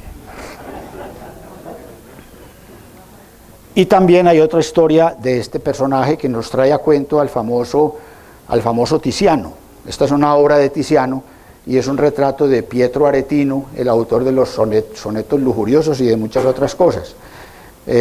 Pietro Aretino murió en un ataque de risa, según cuentan, al caer desnucándose. Se desnucó en una caída porque estaba muerto de la risa, y recogen, ahora veremos en otra obra, pero aquí lo pinta de esta manera, lo trae a cuento Tiziano. En 1545 es la época en que Tiziano cambia el dibujo por el color. Entonces ya no le importa también el dibujo. Cuando Aretino vio esta cosa, yo no, eso es un boceto, eso no es todavía una pintura, porque se ve la pintura como grumosa, como techada y como a la carrera, pero es el color lo importante, es la fase del color de Tiziano que lo acompaña en los últimos 30 años de su vida. Y sirve entonces para decir cómo describía a Pietro Aretino, hijo de un zapatero remendor y una buscona, nacido en Arezzo y nació en 1492 y fallecido en 1546, como dijimos, tenía como 64 años cuando le dio el ataque de risa.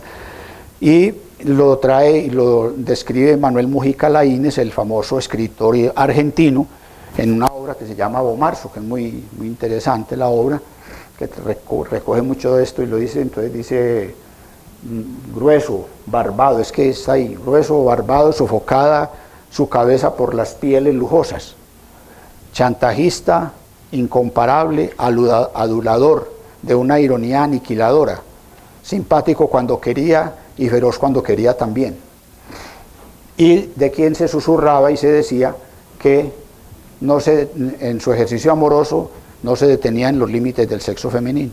Aquí vemos una obra de Anselmo Feuerbach, un pintor neoclásico alemán. En 1800 y pico pintó la muerte de Aretino, tomando en esto. De manera que Leonardo entonces durante casi toda su vida se dedica al estudio y análisis del movimiento, tanto en el animal parlante como en el mudo, en el animal racional como en el irracional, por medio de una infinidad de investigaciones anatómicas. Y precisamente, bien sea mediante máquinas, trata de reproducir ese principio del movimiento mediante máquinas que reproduzcan el movimiento humano, bien sea máquinas para volar, máquinas que aletearán como los pájaros, como esta que vemos acá, máquinas que, al igual que los brazos humanos, funcionarán como elevadores, autómatas sorprendentes que divertirán a Ludovico el Moro al reproducir con gran fidelidad el movimiento humano. Este es el famoso autómata, o famoso caballero robot, que se encuentra en el códice Arundel, en el códice Leicester, perdón, el que compró Bill Gates, que hablamos la vez pasada. en el león autómata que también fabricaron en 1505 para hacerle un homenaje al rey de Francia, Francisco I. Entonces, al rey de Francia, Francisco I, el autómata debería caminar, presentarse ante el rey, detenerse allí, alzarse sobre las patas traseras, luego con las delanteras abrirse el pecho y en lugar de mostrar el corazón, aparecían las flores de lis francesas que Luis XI les había obsequiado a los florentinos. Recuerden que los dos símbolos grandes de Florencia son el famoso león, el marsoco, y aquí tenemos la flor de lis. De ahí viene precisamente el fiorentino, el fiorín, o sea, el florín era porque tenía en una de sus caras esa moneda, tenía una flor de lis, que es también símbolo de la monarquía francesa, pero fue Luis XI el que les obsequió también, como en esa época no existía Italia como tal, les obsequió esa flor de lis. Y este es el marsoco de Donatello que se encuentra en el Museo del Bargello, pero hay una copia aquí en la Plaza de la Signoria en Florencia, con el famoso escudo. Entonces ese león tenía un símbolo. El Papa en ese momento era León X, Giovanni de Médicis, que estaba también halagando al rey de Francia para ver si la tía del rey de Francia se casaba con el hermano del que era Giuliano de Médicis. Entonces era León X, y León a su vez era un recuerdo de su patria natal, de la colonia florentina en Lyon, de manera que tenían eso. Entonces el león llegaba y la vía abría y le mostraba las flores francesas que también eran de Florencia al rey, y eso ya era bastante diciente.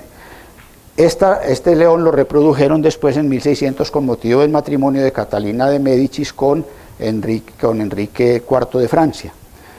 Luego también se encontró en una hoja anónima de 1497 en el gabinete de estampas y dibujos de la Galería de los Oficios, una hoja anónima en la cual aparece este otro vehículo, el llamado carro o carruaje de Leonardo, que también es una especie de autómata y que era capaz de recorrer de un extremo a otro de una plaza, o también en algunas festividades pues, o matrimonios o cosas de esas así, más bien porque Leonardo también fue un maestro de lo efímero, el arte de la representación teatral y de la comedia. Estas son reproducciones del famoso carro de Leonardo.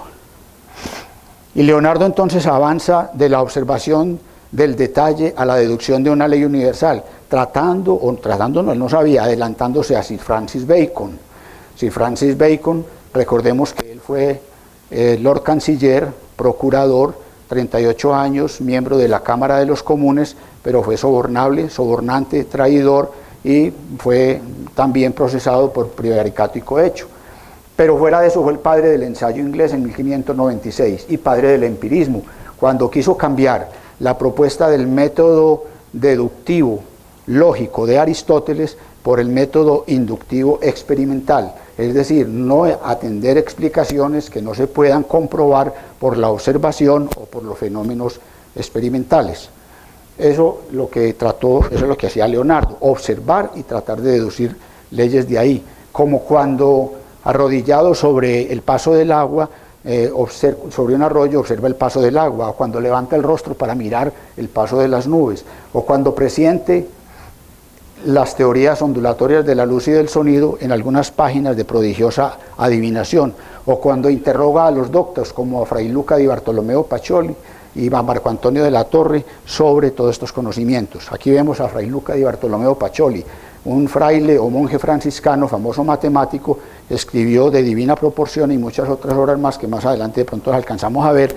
Aquí está enseñándole en esta obra de Jacopo Barbari a construir el dodecaedro, uno de los 5 sólidos perfectos o de los 5 sólidos platónicos, que tiene 12 pentágonos, es que tiene el dodecaedro, ¿no? 12 pentágonos. Le está construyendo aquí, ayudando aquí a este señor Guidobaldo da Montefeltro, que fue su mecenas, a quien le regaló un conjunto de poliedros regulares, pero acá hay otro tipo de figura geométrica, el rombi cubo octaedro. Este rombi cubo octaedro tiene 8 triángulos equiláteros y 18 cuadrados, y lo está haciendo aquí en la pizarra, y tiene abierto acá el libro de los elementos de Euclides, en la proposición 12 del libro 13, y acá en esta pequeña cartela entre el libro cerrado, ¿dónde es que está el libro cerrado y el compás? Aquí aparece entonces una inscripción donde dice Jacob, pues aquí no la podemos ver, pero viéndola más con lupa y todo, dice Jacob Barba 1495, entonces por eso se dice que es de Jacopo Barbari, y 1495 cuando el 5 según dice está tapado por una mosca, el 5, entonces no se ve bien. Pues miren que la gente que hace estos análisis iconográficos e iconológicos pues llegan hasta esos extremos. Entonces, Fray Luca di Bartolomeo Pacioli, Guidobaldo da Montefeltro, Rombico Octaedro, que Leonardo fue el encargado de hacer esta ilustración. Inclusive hay quien dice que esa obra es de Leonardo, porque esa ilustración es tan perfecta que son parecidas a las que hizo Leonardo para la obra de Divina Proporzione de Fray Luca di Bartolomeo Pacioli.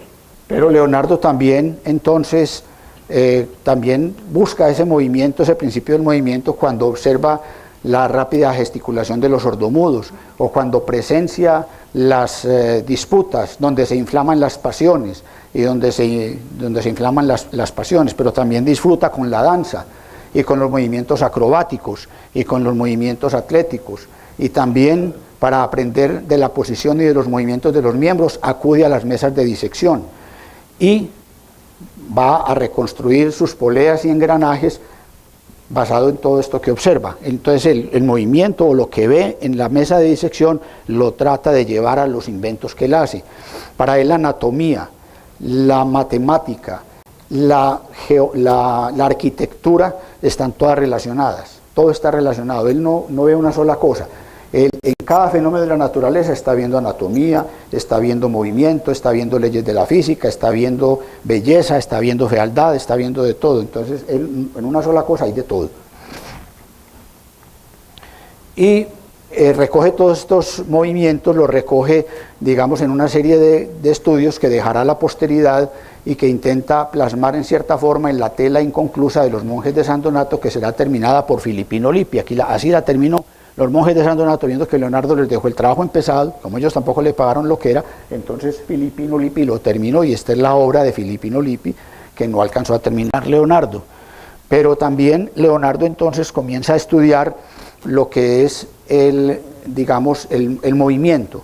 Trata de estudiar el movimiento siguiendo, digamos, como un proceso gradual, un proceso variable, y variable y divisible hasta el infinito. Y esto también lo estudia Erwin Panofsky. Erwin Panofsky es un famoso historiador del arte y crítico del arte alemán, nacido en 1898, graduado con una tesis sobre Durero, pero que tuvo que abandonar la tesis sobre Durero, y que escribió también Idea, en la que trata de vincular la imagen con el movimiento. Y es el creador, él tuvo que, como era judío, en la época de Hitler, en 1933, cuando salieron todos los intelectuales, se refugió y viajó también a Inglaterra, y en Inglaterra estuvo en el Instituto Barbour, y allí en el Instituto Barbour entonces habló de lo que es la iconografía, o sea, la descripción de la obra, lo que es la iconología, o sea, el sentido profundo o significado que puede tener una obra de arte. Fueron barridos, como dije, por la escoba de Hitler. Fue a parar también a Princeton, donde fue también, donde estuvo nada más que Albert Einstein, Instituto de Estudios Avanzados de Princeton. Allá habría de fallecer. Entonces, Leonardo trata de diferenciar, o se interesó vivamente tanto en lo infinitamente pequeño como en lo infinitamente grande. Faltan todavía 3 minutos. En lo infinitamente pequeño y lo infinitamente grande. Y para eso entonces aparece el dibujo que se llama el códice Huygens. El códice Huygens se llama así porque el primer propietario era Constantin Huygens, y Constantin Huygens era el hermano mayor de Christian Huygens. Christian Huygens fue el creador del famoso reloj de péndulo en el año 1656. Además, propuso la teoría ondulatoria de la luz, se opuso a la teoría corpuscular de la luz de Newton, de Newton, y también a la teoría de la gravitación universal de Newton. Descubrió Titán con su telescopio de 50 aumentos.